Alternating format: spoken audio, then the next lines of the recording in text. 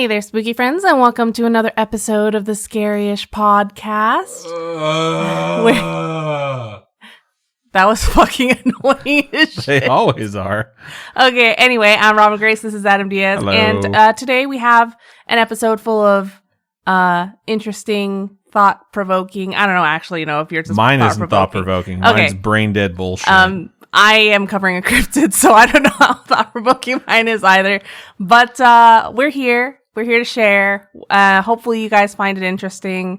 But yeah, what are you covering? What is your thing? I'm going to be covering The Lake of the Dead. What are you... I was just kidding when I said mine's all bullshit and brain-numbing. It's actually kind of interesting, historical, and sad. What are you going to be covering, Robin? I'm going to be covering a cryptid. I haven't done one in a while, so, it's time. I love cryptids, so Me I am down like a clown, Charlie Brown. But most importantly, I don't think we've actually spoken or caught up with the peoples in like 2 weeks, because last week was a storytime episode. You know what, though? Might be longer. We don't do a lot, okay? We work and we come home. She says that, but we went to Vegas for a con, then we came back, then we went to Vegas for graduation. My sister's graduation, graduated with her master's. Congrats. I also had a birthday mix somewhere in there, so that was cool. Then we came back, and then we had a bunch of house guests this past weekend, so lots of folks came out and stayed with us. And now we're here. What I will say is, since May 12th, I have played the absolute tits off of The Legend of Zelda Tears of the Kingdom, and it is good. So it is fucking... Why do you say that in like a sexy way? Because I would marry it if I could. It is just... It's so fucking good. I'm having rude. So much fun with it. So, yeah, I hope you all can come to the ceremony for me and Tears of the Kingdom, or Tarak, as I like to call it. Okay. But yeah, we haven't done a whole lot outside of all of those other things that we've been doing. Did you know they released Beat Saber on PS5? I did not know that. So now we have to buy it on PS5. Oh, God. Fun stuff. But yeah, so we're going to be jumping into this episode. I don't think there's anything else for us to cover, right? No, I don't think so either. Not a whole lot of interesting stuff. We're boring. We're chill. We're chill. I've beaten 3 dungeons in The Legend of Zelda Tears of the King. Did I mention I've been playing that a lot? I started reading the Lockwood & Co. books. Yeah, I saw a bunch of tweets. Looks like there might be a second season. Maybe. If another streaming service picks that up. Yeah, another streaming service needs to pick up Lockwood & Co. It is so fun to watch. I love all these actors. It's so cheesy. It's so cheesy. It's like Ghostbusters and Doctor Who. It's your show, 100%. It's 100% a show I would watch. If you folks haven't seen it, Lockwood & Co. on Netflix. My sister had never seen it before. I made her watch it. And she was like actually watching it. And I passed out, took a nap, woke up, and she was still like... Same, yeah. I came in the living room and she was on like episode 5 already. I was like, holy shit. Yeah. So, yeah. I started watching a documentary on Netflix called Where's My Jet, Pepsi? Which has been pretty interesting. I've only seen like 1.5 episodes so far, and it's 4 episodes. But yeah, I really like watching documentaries right now, especially ones that are made like with high production value and are entertainingly fun instead of being like super depressing. So, but I like true crime still. That's my. I'm not my saying I don't lifeblood. like true crime, but like we do so much of it on our own. Yeah. I was like, tell me something interesting. We watched the Price is Right documentary too, which was kind of interesting. So highly recommend that one. Yeah. But anyway, we're not here to talk about our lives. We're here to talk about. We talk about our lives. People are interested in our lives sometimes. Sometimes. But we're also here to talk about the other shit. All right. So this week, I wanted to, visit our roots. Our roots, kind of stem from cryptids. I think we started real strong with the cryptid game. I know we've covered the Chupacabra, El Chupacabra, La Chupacabra. I don't remember that. I think it's L. Yeah. Chupacabra. We've done Mothman. We've done the Jersey Devil. We've done Bigfoot. Nessie, I think we've even covered. Nessie. We've done the Yeti. I think... Did you say the Jersey Devil? We did. Yeah. We did JD. So yeah, for sure. Instead of JC. Yeah. Anyway. That would indicate that his name was Jersey Christ. No. Anyway, so we're going back to our roots on this one, or I am at least. Imagine Jersey Christ. Hey, yeah, yo, you saved. Cup of coffee on the corner for $0.25. Oh my God. There are New Jerseyans out there who are just like, that's not what we sound like. Yeah, I know. But hey, you guys were okay with Jersey Shore being on TV for a while, so it's your fault. That's the stereotype we all have of you now. Anyway, for some reason, the U.S. seems to have quite a number of cryptids in just this country. We're a pretty big fucking country. Yeah, but it's crazy how many, that we've just conjured up here. I know all over the world there are different legends, animals, creatures, things like that. But I'm surprised we have so many out here. And legends in general stem from one event, right? That it's like one thing happens, or an entity exists somewhere, and then that kind of spreads throughout a certain area, right? So say like yes, give us an example, Robin. A creature could show up somewhere like Nessie, right? And then somewhere else they'll have a creature pop up that looks really similar or described to be really similar, and it's its own Loch monster. You know, maybe it's obviously not Loch Ness. That's so you're saying like but because they look similar, they start getting like grouped together. Yeah, or like legends we covered, like different Chinese legends all share kind of the same creature, like a dragon, but they're different types of dragons. But maybe it's because they're all in the same area, and so a creature gets told. The legend gets told in different ways. It's kind of cool too. I think the Chinese dragon and the legends behind those, I've learned more about it. At the same time, this has always kind of happened to me. It's been weird. Stuff that I've learned winds up in like popular media. Like things that I was learning in like elementary school, there was like Simpsons episodes about that exact same thing. Like they were pacing my curriculum. It was very odd. And now like I've learned more about like Chinese culture, especially like just Asian culture in general, but Chinese specifically. And then like the dragon, the look of a dragon being different than like what I'm used to growing up, which is like the dragon heart dragon style shit. And now like I keep seeing this different interpretation of a dragon. It looks more like a snake, more like Shenron, more like the light dragon in Legend of Zelda, Tears of the Kingdom. Yeah. Mm-hmm. So yeah, I totally get what you're saying. Yeah. So, and that's with a lot of topics we've covered where we name off a whole bunch of things that are all similar in a topic. We have a lot of cryptid episodes. You guys can go back if you're new here and listen to those because we have covered quite a few. And each episode might have us cover something and have us share the names of all these different entities that may or may not be the same creature. We'll never know because we haven't caught one before, or we can't Don't capture try and catch cryptids. Just try and understand them. We can't capture one and ask it questions, or test its body cellular structure or anything like that. We'll never know. But this particular episode, or at least my portion of this particular episode, is about the Van Meter visitor. Okay. And you'll hear similarities to some of our most beloved cryptids that we've covered in the past. Moth Daddy. So we'll get there. So we're going to take a hop, skip, and a jump back in time to Van Meter, Iowa, September 29th, 1903. Okay. So it's quite a while ago. 120 years ago. Oh shit. Is it exactly? No, because it's not September 29th. I know, really but it's close. 2023. Yeah. So yeah, 120 years. That's 123 crazy. years ago. I was trying to do the math earlier tonight and it was not happening because I'm so tired from work. But how are you an engineer? I don't know. But yeah. So anyway, September 29th, 1903. This day goes from an average day for these citizens to something, anything but average.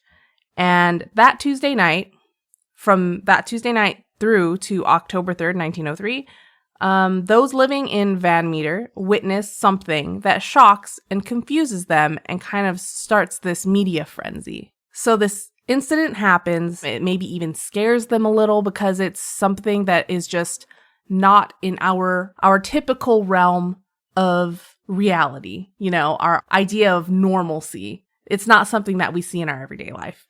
This entity arrives in town and carries with it the sound of these large flapping wings that can be heard echoing through the sky. Okay. So... Oh, this is the Blue Eyes White Dragon picture you sent me. Yeah. It all makes sense now. So... The 2020 census for this town recorded a population of 1,484 people. That's 120 years later. Yeah. Okay. So 2020, 1,484 people. Now imagine the population 120 years ago. It was a fraction of what it is now. And 1,400 people, that's already tiny. Probably like 100 people, right? It's not going to be that big. So my graduating class was around the same size of this town's population. Current population? Back then. Back in 1903. My graduating class was about 300 people. So you're saying their population was around 300 people? Yeah. Okay, cool. So it's So your class of 07, right? Yeah. So 07. 007! I hate you guys so much. At the school you were at, you had 300 people in your graduating class. Yeah, we had like 120. Oh, yours is tiny. Yeah, we had a very small school. My school was brand new. I think the year that I went there was the second year it was open. You had Katrina kids too, right? You guys had the kids displaced from Hurricane Katrina. Yeah, so we had a bunch of new kids. Cool. Right I on. was a new kid. All the Katrina kids were new kids. Wearing your MCR armbands. Hell yeah! I was surprised no one was like, you can't wear that to school. You know what I mean? But they let me. That has nothing to do with the topic. We're just coming off the rails. This town is tiny. It is small. The whole town spans 1.3 square miles. Oh, man. That's like Boone Grove, Indiana. It's small. This place is tiny. That night, a creature appears seemingly out of nowhere, and it has been described as a huge humanoid creature, which is like, it has the shape of a person-ish. It's humanoid. It was not a human. But supposedly it was described as being half human, half beast. It's not very descriptive. Beast could mean a lot of things. It could mean like a pterodactyl, a bear. It could mean Beast from the X-Men. I love Beast from the X-Men as played by Nicholas Hoult. Oh, I knew you were going to say that, not Kelsey Grammer. He's so cute. I just love Nicholas Hoult in general. I think he's adorable.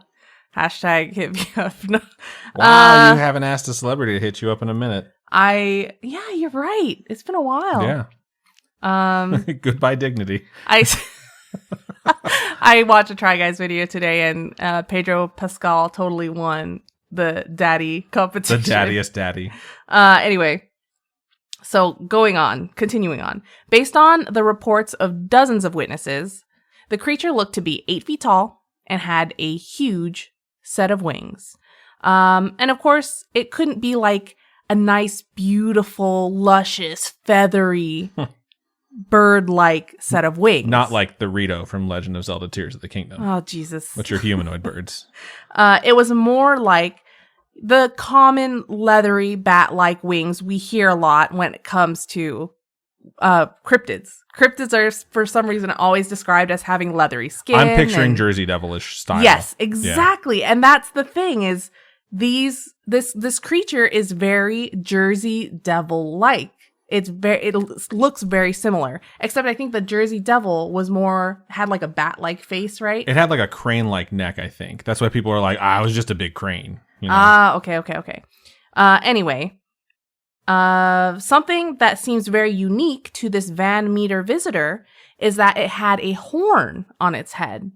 And from this horn, it would shoot like a beam of blinding light out of the tip. Okay. There's a lot to unpack there. So, first of all, now it's starting to sound like this thing's a unicorn. And I need to know, is it just like white light coming out of the tip? It's like a bright white light. Okay, cool. It's a unicorn because all the light combined is white. If it hit a prism, it would split into a rainbow, which I'm guessing was its mission, was to just cast a rainbow out of its fucking tip. This is just, I'm so excited now for the rest of the You just like casting things out of the tip. I just like unicorns. So, okay. So there are reports that the light that shone from the horn kind of worked as some type of like evolutionary development that caused those that saw it to become a little disoriented and confused. Some even claimed that the light temporarily blinded them. Okay. If a bright light shines in your eyes, you're going to be temporarily blinded. Yeah, that's just sort of how that works. Flashbangs do. That's what flashlights do. If you shine it in your eyes, you're going to be blinded. That's what solar flare does. Wait, what? Solar flare like the Pokemon move? No. Oh, I guess, yeah. But I'm thinking of the move specifically from Dragon Ball Z. Oh, okay. Maybe I'm thinking Dragon Ball Z, not Pokemon. It doesn't matter. Anyway. Yes, so people are saying this light confuses them, it disorients them, it temporarily blinds them. To me, that's something that lights just kind of do. Fucking dub, That's bro. why they say deer in the headlights. Yes. Anyway, it starts in the heart of Van Meter's downtown business district. So the huge downtown business district of a town that's like 1 mile. At 1 a.m., U.G. Griffith, supposedly the first person to have witnessed the visitor, thought he saw what looked like a spotlight moving around on one of the rooftops. He woke up annoyed at this bright light, ready to confront whatever or whoever it possibly was. It was on the top of the 2-story Mather and Greg's building on Main Street, and when he got to that light source, he was met with a huge surprise. I'm 12. Okay. Wow. I was trying to hold my shit together so you could keep going. The large entity jumped onto a rooftop, so he reaches it. This entity jumps clear across the street to a different rooftop to get away from him and proceeds to disappear into the darkness. And so he's like, what the hell is going on? And then the next night, it happens again, but this time it happens to the town doctor. His name's listed as Dr. Alcott, and he was asleep in his room in his practice when he was awoken by an incredibly bright light. And this also was shining through his window because apparently no one has blackout curtains. That doesn't exist or just yet. Curtains, for Christ's sake. Yeah, but even if you have curtains, light will shine through. I mean, blackout curtains don't actually black the room out. They do a decent job. I think they do. Yeah, if someone's shining a bright ass light outside, you'll see like the rim, like the rim. border. It'll still wake you up. Anyway, he gets awoken by this bright light, shines through his window at around 12:27 a.m. He actually runs outside with a gun, trying to figure out, like, what the fuck this is. You have to keep in mind, it's 1903. And it's the Midwest. And the things that exist now didn't exist back then. It was just him, like, I'm gonna defend my property type shit. What things are you referring to? I don't know, Wild West type shit, where it's you said things that exist now didn't exist then. Like what now would be... Police aren't going to be like, yo, you can't just swing your guns around. The sheriff is probably at the sheriff house in this one... The sheriff house, as they call in this 1 mile by 1 mile town, and he's just probably sleeping. He's got no idea what's going on. He's not going to run out there and be like, hey, Mr. Alcott. I get what you're saying now. Like, he's going to have to take matters into his own hands. Yeah. Gotcha. But he goes outside with a gun. He's not expecting to see anything like what he sees. He sees this visitor, this creature, this entity, and he reports having seen a humanoid-looking figure with giant bat-like wings and an unmistakably, blindingly bright light that comes out of this blunt horn on this thing's forehead. I'm telling you, this is a fucking unicorn. He shoots at this creature 5 times, but none of it hits it. None of it hits this creature. So he's a stormtrooper. So it has no effect on it. He shoots this thing, but it's not affected by these bullets whatsoever. Okay. I thought you said none of them hit it, not that it hit it and it didn't affect it. Well, I mean, I say none of it hit it because it doesn't affect it. It's like maybe the bullets went straight through. I don't know, but this thing just acts like nothing happened. Okay. Maybe it has a force field that disintegrates the bullets on impact. Yeah, that sounds likely. But, so he notices nothing is going to stop this thing. He runs back home and... Oh, my gun didn't work. It's invulnerable. What else is he going to do? Pray? No. Now, I know we usually post pictures. We're going to post pictures on our Instagram. You guys can check it out. But this thing, to me, some drawings and depictions of it just look like a Pokemon. Yeah, it looks 100%. It looks like an Aerodactyl or something. Casting fucking Blizzard.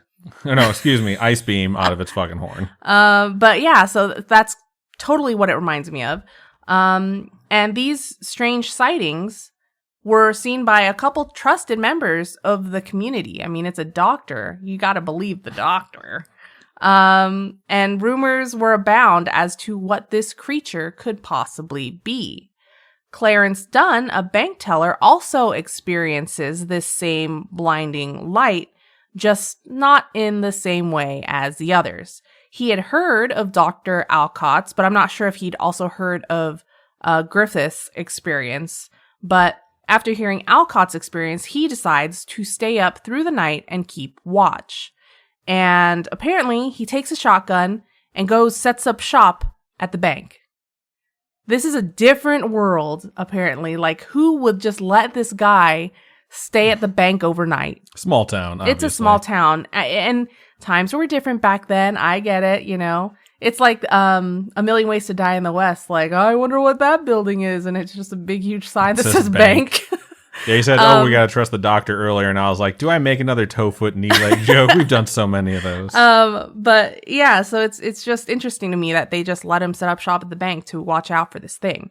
So Dunn isn't someone to just believe that it was a creature or alien of some type. He thought that it was a group of burglars that were trying to scare people or trying to execute some hoax of some type. And at around 1 a.m., the Van Meter visitor pays Dunn a visit. I hate you. He says he heard some strangling noises outside. Probably like some gurgling, like if someone's getting strangled, you're like, blah, blah, blah, or something like that. You know what I mean? Okay. I've never really strangled anyone. The noises I associate with choking someone is like harder. That's about it. Shut up. You're so dumb. As he got up to see what it could have been, before he's even able to step outside, he is blinded by a bright light showing through the window. When the light lets up just a little bit, he's able to make out some kind of great form from behind that light. He fires at it with his shotgun. He doesn't even wait to go outside. He fires his shotgun through the window at this thing. And unsurprisingly, it does nothing. Just like when the doctor shot at it, nothing happens. Supposedly, the next morning, as he leaves the bank, Dunn finds several sets of 3-toed footprints, and it's said that there were plaster casts that were made of these footprints, but there have been no actual casts that have been found. So, whether or not it's true that he took casts, I don't know, but there were other sightings that continued each night. So O.V. White, the owner of a local hardware store, was asleep in his room over his store on Main Street. Everyone apparently lives in the store they run, and they live on Main Street. It's 1 mile. Sounds pretty awesome. He claims to have been awoken by a strange rasping sound, and when he goes to look, he finds this creature perched on a telephone pole, and he tries to shoot at it. When White shoots at it, the visitor released what was described as a terrible, noxious smell, as well as the go-to blinding light. So it's got to be like some defense mechanism or something. Or it shit its pants. Maybe it's just trying to go to the bathroom. White's neighbor, Sidney Gregg, at that same moment, having woken up by the sound of White's gunshot, witnesses the creature lower itself off of the pole. Gregg describes this creature as having been at least 8 feet tall, like I've said before, and having a beak like a bird. Okay. And it's described the same with the same bat-like wings, and that it has 4 legs instead of a humanoid figure where it's like arms and legs. Do you think it's possible that it went down to all 4s rather than standing on its hind legs type of thing, where it seems more like maybe a quadrupedal creature? I think that's how you say it, instead of a bipedal creature. Maybe. Like how Professor Lupin transforms, and then all of a sudden he goes from being upright to just chasing after people on all 4s. Or like Beast when he's a human and then he turns into a beast and then he's on all 4s. I swear to God, if you bring Beast back into this, I'll start talking about Zelda some more. So, anyway, they describe the way that the creature comes down off this pole as similar to that of a parrot. You know how parrots will use their beak to grab something and then kind of lower themselves down? So that's how they describe this thing getting off of the pole. And it kind of stands there motionless as if it's trying to listen for something. It's like, are you going to fucking shoot at me again? Or are we going to talk? So as the mail train comes through this town, it starts crouching, looking as if it's about to fly off. But what it does is it kind of hops away. And it hops away like a kangaroo, then starts trotting, then running, then it extends its wings out wide, and then starts to fly away. And the assumption is that its flight path was towards the old coal mine that existed on the outskirts of town. And I'm not sure if that was the Jersey Devil or if that was the Mothman, but it has these mine cryptid vibes, you know, like there was the cryptid we've covered before where it hung out outside of this mine. I know the like Mothman had a mine it hung out outside of, and it prevented the miners from going inside until to protect them, right? It wound up collapsing, like right after they finally chased it off. Like they're like, all right, it's gone. Let's go down there. And then the fucking mine collapsed. That was not the case in this case. Okay. So after days of incidents, on October 1st, several members of the town, including the mining director, some sources say it was predominantly members of the mining workers, grouped up, packed some equipment, headed towards the mines. It was reported that strange noises could be heard coming from these mines that were supposedly abandoned. Locals described the sounds as though Satan and a regiment of imps were coming forth for battle. Okay. Don't know what that sounds like. I imagine it's like, you know, like all those screeches and stuff you know what I mean? Like, I don't know, from Constantine when he's in hell and those things are chasing him. That's what I imagined. I suppose that makes sense. I mean, it doesn't make sense at all, but I understand what you're coming from, like what you're interpreting it as. They actually find the visitor at the mines, and this creature wasn't alone. There was a second one there, a smaller one, but shit. It's not as big, but a second one existed. And before anyone could approach either creature, they both flew into the night. They await to see if these creatures might come back. And when they did, they had like an arsenal going on and everyone was just shooting at them. So everyone's shooting at these creatures because obviously that worked before. But despite them already knowing that it didn't work, they kept shooting at it. And USA.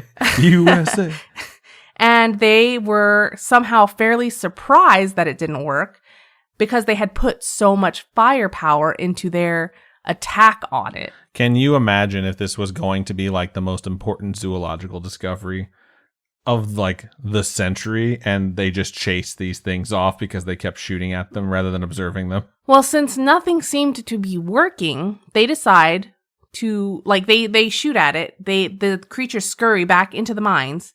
They decide to break up the mines. So they break up the abandoned mines to make sure that if there was something in there, there's no way it was going to be able to get out. So they break it up, they close up the entrance. The next day, an article runs in the Des Moines Daily News detailing their story. And it was picked up by papers all over the country. It became this huge thing. People wanted to talk about this creature from Van Meter. And it seemed like it was something real. People really wanted to talk about it. People were like, oh my God, this scary thing's going on over there. They wanted to believe. Yeah, they wanted to believe.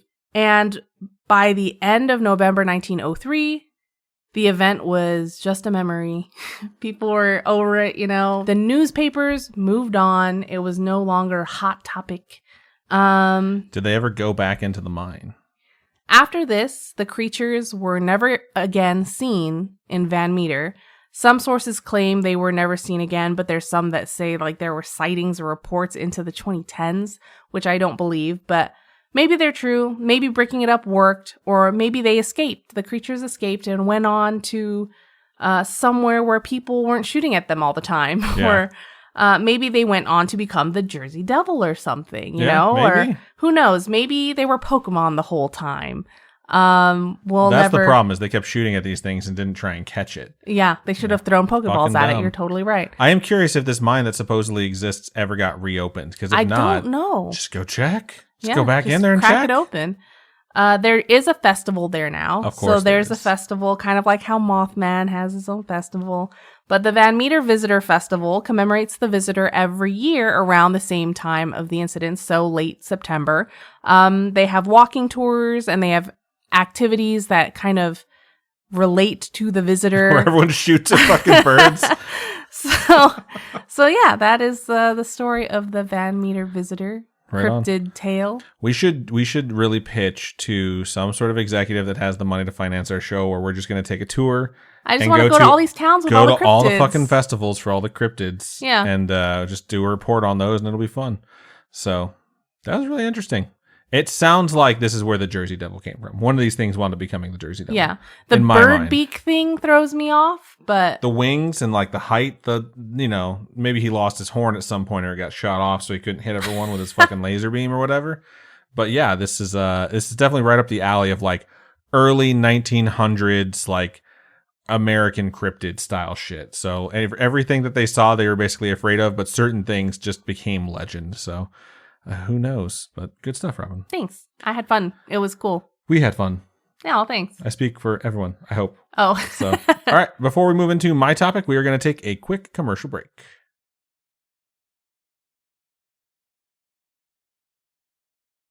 And we are back. So this week I wanted to cover something haunted. I just had this bug up my butt that I wanted to do something that was haunted in some way, shape, or form, and I was looking for a haunted house specifically. Look or no some sort further, of because my body is a haunted house. wow. Or some sort of creepy local legend, similar to what Robin just covered, which would have been cool. But when I popped onto our suggestion list, I saw one thing that stuck out, and it's definitely right up the alley of what I was looking for. So it's going to be my topic. We're going to dig into it, or should I say we're going to dive right in? I get it, because yours is about water. Yes. So thank you for enjoying my pun. We're going to be covering the Lake of the Dead, which is the topic name I decided to go with because I saw it a couple times on the internet, and I'm like, I'll roll with that one because apparently it's a nickname and it works for me. All right. It is Lake Lanier. And yes, that is how you pronounce it. It is named after a man named Sidney Lanier, who was a musician / author in the 1800s. Nice. Who was also a Confederate soldier. Oh. So, secondly, yes, we're covering a haunted lake and one that is named after a Confederate soldier. So, of course, it's in the South, obviously. Okay. Not shocking, something that's named after a Confederate soldier is going to be haunted or had horrible things happen there or just have bad mojo in general. So Lake Lanier is located in northern Georgia, northwest of Atlanta, right near a small town named Cumming. Yes, Cumming, Georgia. Cumming. You just... Spelled Cumming. You're going to move there? Cumming is technically a suburb of Atlanta, so according to Google. So it's technically Cumming in Atlanta. Shut up! I mean, I'm just saying that's where the town is. Anyways, let's move on. So Lake Lanier wasn't always a lake. There was other towns besides Cumming that used to exist. I think Oscarsville, I have it later on in my script, is one of the towns that used to be there, and a few other ones as well. But obviously they're not there anymore. So essentially what happened was around the 1950s, some folks were like, hey, it'd be great is if we made some lakes, some man-made lakes that could be reservoirs, because we want to dam a bunch of the natural flowing water in the United States. And we did that in a lot of different places. So lots of places that have dams put up and that they have lakes like built out are uninhabitable valleys or low spots in the land that are typically not populated that are used to create a reservoir for the dam. But in this case, it was actually forest and farmland that was habited by human beings. So it was like, hey, cool, you know that place that you guys live? We're going to turn it into a lake. Sorry about that.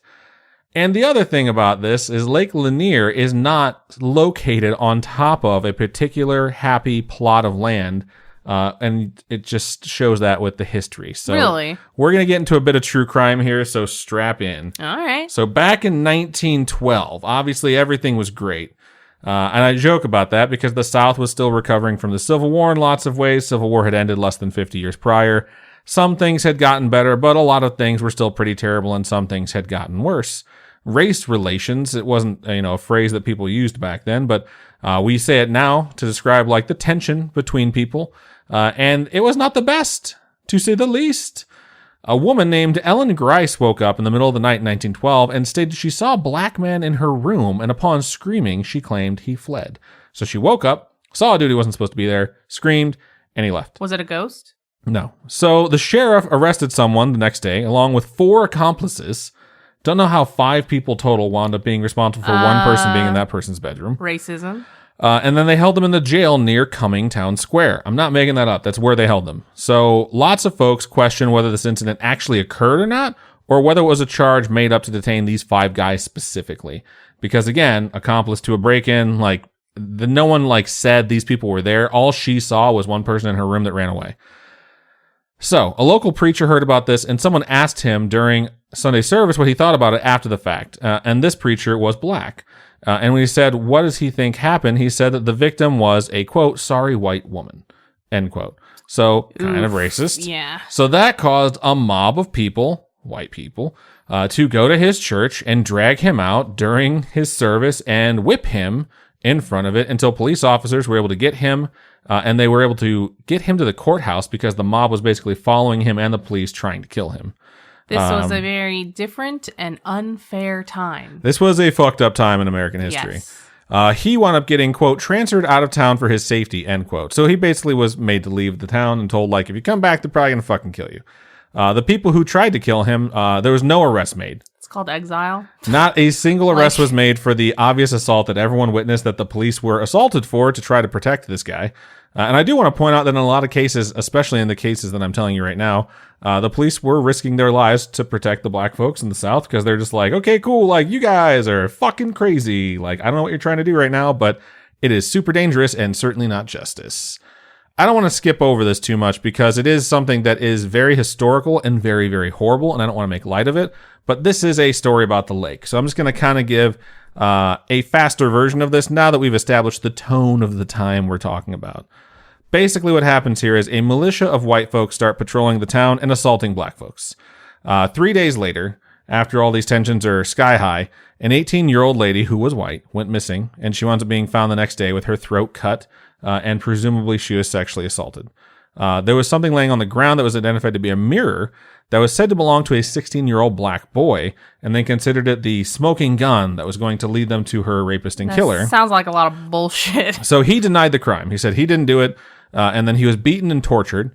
And they were doing this thing called a false hanging, where they basically hang you, but they don't kill you. That's so... Oh, and they did this God. to him until he confessed, and until he implicated the others that they insisted were part of, this crime ring and his accomplices. And once he did that, once he confessed, the mobs of white folks that were in this town assaulted the police station where they were holding the prisoners. They dragged out one of the accomplices, and they lynched him in the town square and shot him to death while he was hanging. And none of these people go to jail. None of these people go to jail. None of them face charges at all. The other prisoners were able to be protected by the police, and they transferred them out to a different city. In one of the cities where they transferred them to, the police heard rumors that folks from Cummings and the other cities nearby were going to ride to that city, assault the jail, and kill them. Oh my God. So they made arrangements to transfer them to Atlanta because they're like, we need to keep the prisoners safe until they can have a trial. So they wound up not having to transfer them to Atlanta, but they decided they're going to be tried in a different area where they got transferred to, essentially. Like, we're going to have your trial there. We'll bring forth all the evidence. The judge reviews the evidence. They dismiss the fucking case. They're like, this is hearsay. This is bullshit. None of these guys are going to trial. The two guys that wound up staying in Cummings, the 16-year-old kid and his accomplice, who I think was like 24 or something like that, they do stand trial. When they stand trial, they are found guilty. They are sentenced to be killed by execution of hanging, which cannot be witnessed in a public setting. It's illegal in the United States of America for there to be a public execution. So they built basically what was like a giant fence around the gallows in the town square. And the night before the execution, the fucking white mob shows up and burns the fucking fence to the ground.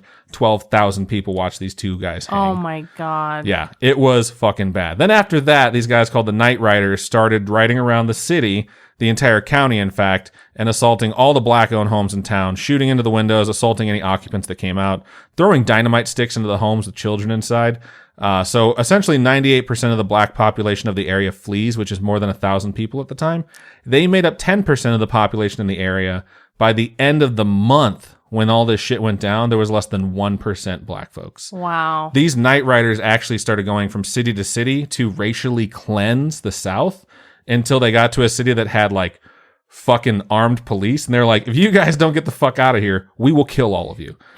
They were just like, we're sick of this shit. Get the fuck out of our town. And the police like protected the black population in the South in that specific town. And the Night Riders just dispersed. They're like, well, if they're not going to be cool with it, like, we're not going to keep going. We didn't think we were going to face opposition. So pretty awful shit, right? Some of the folks that got harassed and left went further into the forest area to try and make their new home. And that area would become Lake Lanier.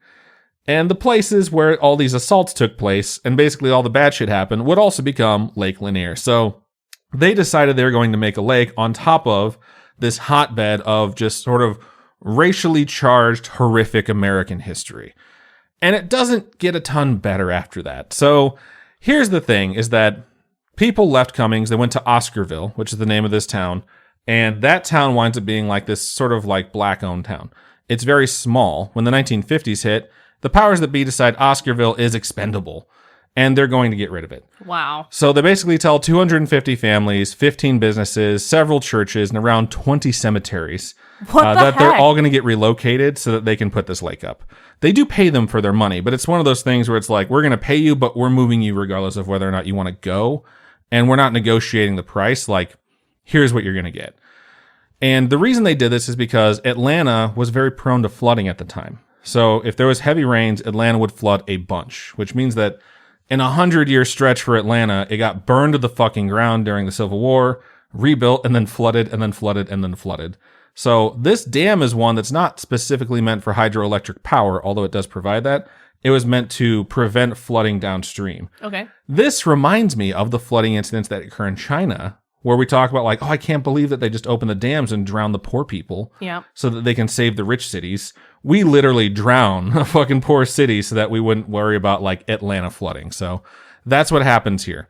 So these people get relocated. And when I heard that they were going to relocate 20 cemeteries, I was like, how do you relocate a cemetery? Like, I know the general way, you know, but like, I want to know what actually goes into it.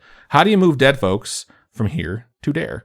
So what is required is quite a bit. It depends from state to state, but in most cases, surveyors have to show up and they have to check the entire area that is the cemetery for unmarked graves. So I'm sure they're bringing in those tools like from the first Jurassic Park movie where they like shoot something into the ground and they get like the image to show them what's underneath the surface. Underground radar is very common now. Yeah, I figured it wasn't as bad as it was back when Jurassic Park came out. Yeah. But back in the day, we're talking about the 50s, so I'm not exactly sure what tools they had to check and see.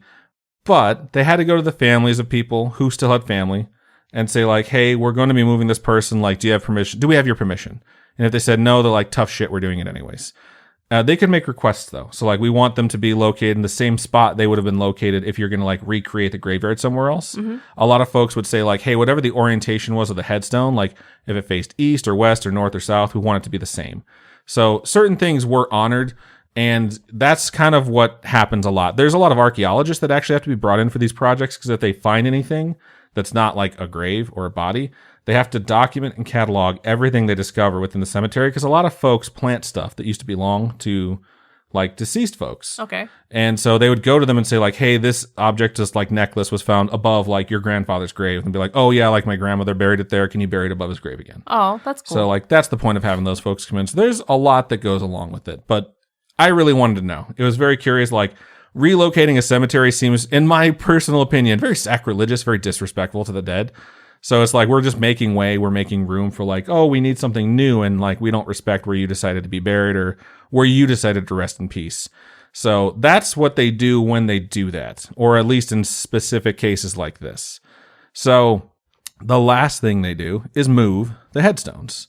Family, like I mentioned, often request that they have new headstones put in place if the headstone doesn't look very nice. But in some cases, it's like, yeah, just take the old headstone. It's the one that they picked, or, you know, the one that we picked when they originally passed away. So they get all that shit taken care of. They wind up leveling sections of the forest, but they don't destroy the town. They just leave the town there. They cut a bunch of the tall trees. So they become fucking stumps. And then February 1st, 1956, they close the sluice gates of the Buford Dam and the reservoir starts filling and Lake Lanier is born. At its deepest point, Lake Lanier is a whopping 156 feet deep. That's the deepest part of the largest lake in Georgia. 156 feet. That is not deep. Not fucking deep. Yeah. That one dude, the Iceman, who used to dive in like the freezing water in like the parts of the world, he could dive deeper than that in freezing water. Really? With no like breathing apparatus. So wow. Not very deep at all. And it's 37,000 acres wide, or 58 miles wide for those of you who aren't farmers or haven't bought a land lot recently, or 150 square kilometers for those of you who use the metric system like, you know, intelligent people do. It's only 156 feet deep. At its deepest point, there are still tree stumps. There are still houses, roads, businesses, the old cemetery sites. All that shit is still down there. Its primary purpose, like I mentioned, was to prevent flooding. So the standing water, though, like what that's supposed to be used for is kind of left nebulous. Aside from power and flood protection, it's not really documented what it can be used for. And so even though it's not made for recreation, people start using it for that. At this point, I could go into the fun stories about all the lawsuits when the town started to sue about what's going to be done with that water. But it's kind of a waste of time. I will spoil it and say they can use it for basically whatever they wanted now. But it took until like 2011 for them to decide what they were going to use it for. What do they... Like straight into the Obama administration where they're like, we have drought. Can we use that fucking water or not? And like they decided how to split it up amongst all the towns. And they can decide the lake can be used for recreation, which it already was. But it's kind of crazy because the lake has a very bad reputation. Like obviously it's on top of a site of like this black run town that had to be formed when these people got run out of town by these crazy fucking white folk. And it's always been thought of as cursed. And it doesn't help that the death rate at this lake is 3 to 4 times higher than all the nearest bodies of water that are roughly the same size year over year since its inception, basically. And this is held true through all the years. And as of 2021, about 11 million people visit Lake Lanier yearly. 11 million is a ton of people. That's a lot. That's as many people as visit the Louvre yearly. Like the Louvre, the place in France where like... The museum. Yeah. Where, Mary Magdalene's buried, according to that one documentary we watched that one time. Oh, yeah, the documentary about the real things that happened. Da Vinci Code? Yes, the Da Vinci Code. That's the documentary I'm talking about. There's a lake nearby called Lake Allatoona, which is 40 miles to the west, and it's the same size. It's almost the exact same size. This one is slightly bigger, and it matches the tourism. It's 11 million people a year also, but it has a third the amount of the deaths. Which is kind of crazy to think about. Like this one, people just die here, man. One of the more famous deaths happened back in 1958. So there were 2 young ladies that were on their way to a dance.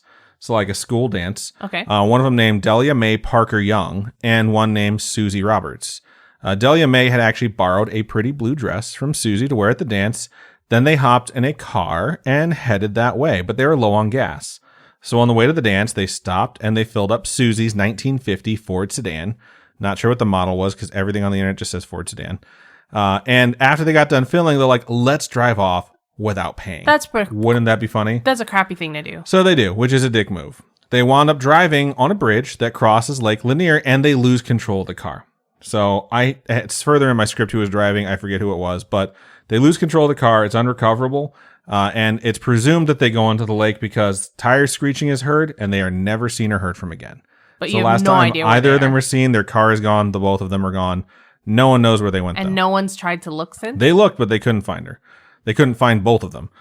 So occasionally, though, folks would see a young lady walking around the bridge or near it wearing a nice blue dress. And they thought like, oh my God, like we think that is Delia Mae, but like she would disappear. Some folks stated if they got too close to her, she would try and drag them into the lake. If they were in the lake when they saw her near the shore, and they came near her, she would try and drag them down.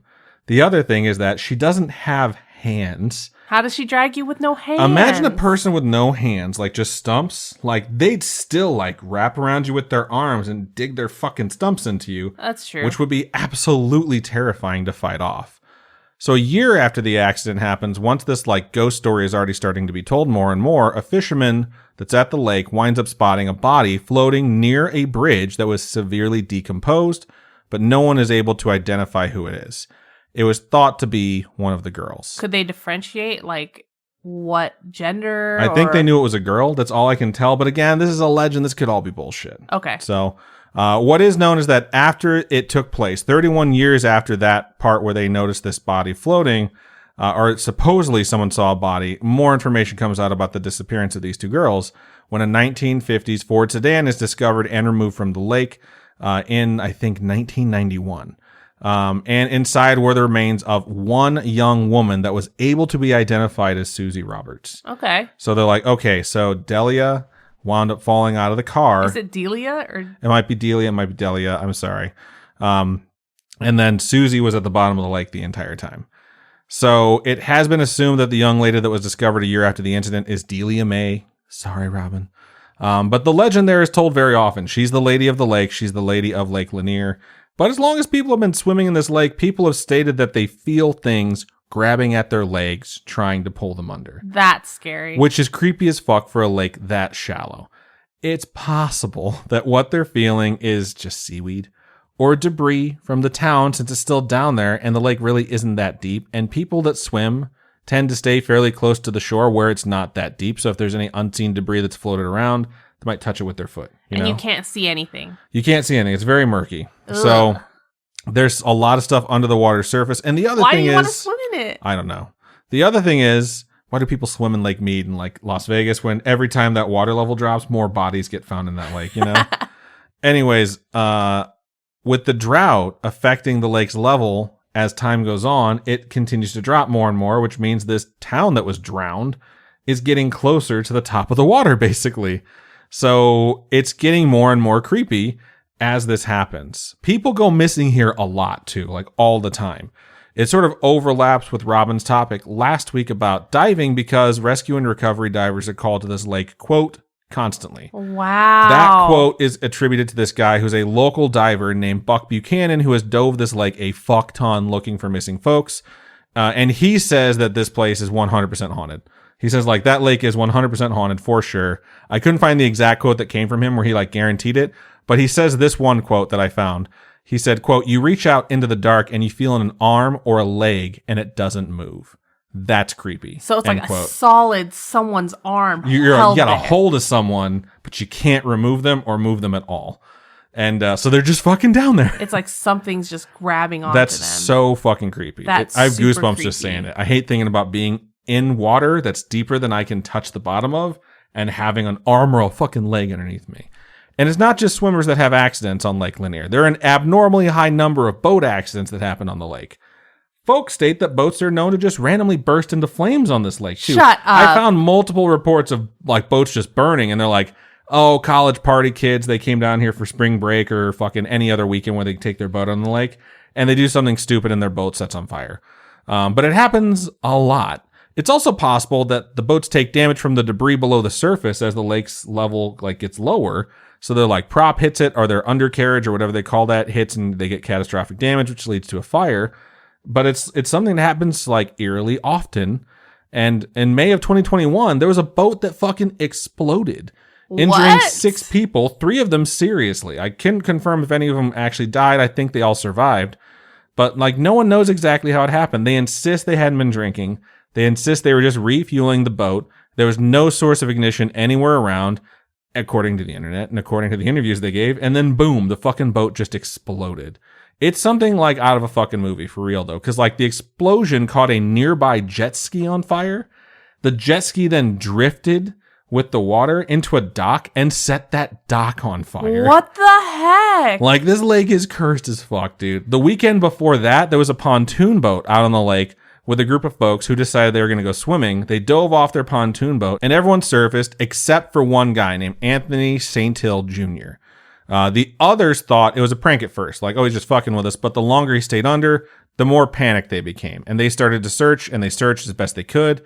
But eventually they wound up getting back on their boat and calling the police because they couldn't find their friend. It took several days, but they did recover his body. They had to call in divers like that guy I mentioned earlier because this shit happens so often. No one knows what he got caught on. They just found his body drowned underneath there. That's fucking creepy, dude. It happens often. Since its creation, somewhere between 500 to 700 people have died on the lake. I think like around 500 is the confirmed number. When you talk to people that are like locals that post on the internet, they say it's more like 700, which is still a very, very high number. But the internet does like to sensationalize a lot of shit. So it's hard to tell which number is accurate, but still 500 people is a fuck ton of people to die. So according to local authorities, they can confirm 200 fatalities have happened since 1994 alone. That's only 29 years. That's like 7 people per year die on this fucking lake. All right. So if they had a good year where only one person died, that means the next year 13 people died on the lake. Jeebus. So that's fucked up. There's a lot of rumors online that the reason so many people drown and the reason so many people feel stuff grabbing at their legs when they swim trying to pull them under is because those cemeteries that were supposedly moved still have headstones. Do they really? That if you dive down there, you can see the headstones in the fucking cemeteries, which means they didn't move the cemeteries. They just fucking dumped water on top of them. Which I was just like, that is creepy as fuck. And more importantly, super disrespectful, which I don't think they would have gotten away with. But then again, it was the 50s. Who the fuck knows? There's all these pictures online showing headstones underwater. And after doing some digging, What I can tell you is that the pictures that you see online of these headstones underwater are real? fake. Okay. They're not fake in the sense that they're photoshopped. They're fake in the sense that that particular area is not Lake Lanier. Oh, and okay. people from Lake Lanier are like, that's not our fucking lake. Like, I think the dead giveaway is it's too clear. Ah, okay. And so I found a lot of pictures, and like people had to admit in their like Twitter threads and shit, like, okay, this is just a fucking Getty Images picture that I found online that I thought would go along with this story. And people are like, there's not headstones down there. I have not found any divers that have confirmed that there's not headstones down there. What I have found is that the articles that post the pictures that show you headstones below the water aren't real. Okay. So I'll post a picture of headstones underwater with like the circle with a line through it where you know that's not real. So that's what I'll do for all you folks. So despite all this stuff, there are still some who insist there are headstones down there, but we really don't know. All I know is I don't like swimming in water that's deep enough where I don't touch the bottom. So as soon as some shit touches my leg, swimming is fucking done for the day. Maybe the week, maybe the year. I'd say if any lake out there has the history and the origin story to be haunted, it's definitely this lake. Like, it has a lady of the lake, hands that drag you under, 20 former cemeteries, a full town underneath, a bunch of debris from that town just floating around or getting closer to the surface. And just the history of the place in general is horrifying. Don't like lakes in general. I think the water is dirty. I think it's filled with brain-eating bacteria. I mean, that, fish like, shit in it. Like 100%. Yeah, fish in the ocean too. Exactly. Water's gross, y'all. Bigger fish. Sharks. So this shit, it really is the stuff of nightmares, man. It's not for me to say whether or not I believe it. The history is enough to keep me off the water in general. Like, fuck that. I'm not going to this lake. So if you're ever in that area and you're like, I would really like to visit Georgia's largest lake, don't. And that, my spooky friends, is the Lake of the Dead. Thank you for sharing that with us. You're welcome. I hope you enjoyed it. I was trying not to get too deep into the history. I didn't want to turn this episode in like A Time to Kill.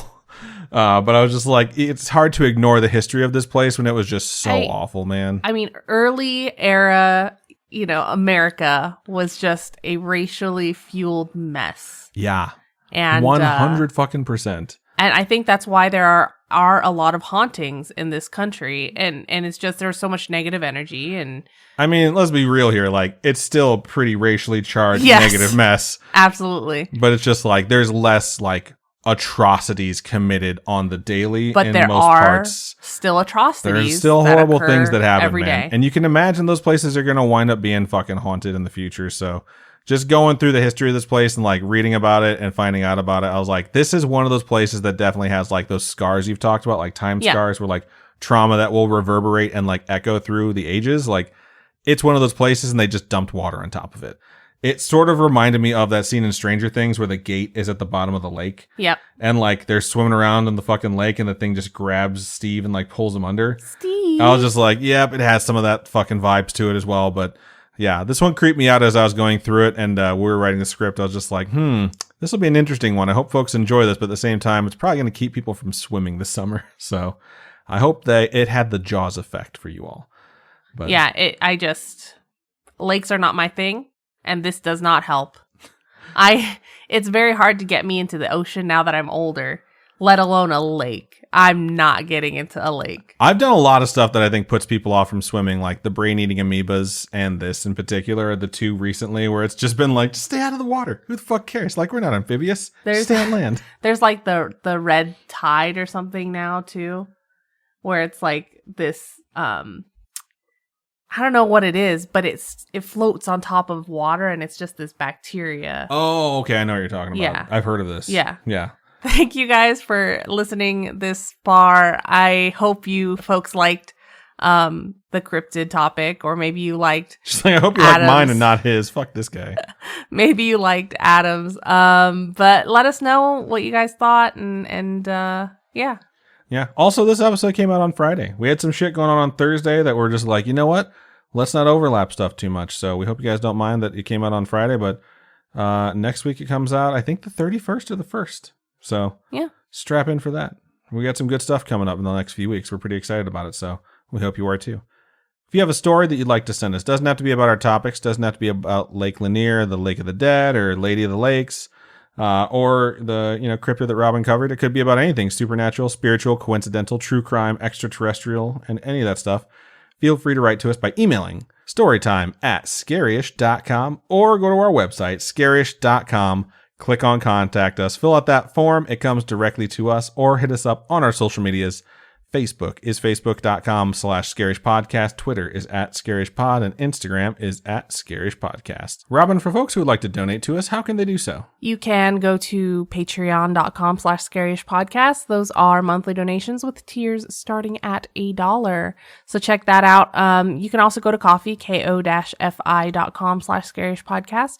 And all your donations really help us keep the show going, and we appreciate everybody who has helped us by sharing us or making your friends listen to us on long or your car rides. Significant others. We appreciate that peer pressure too.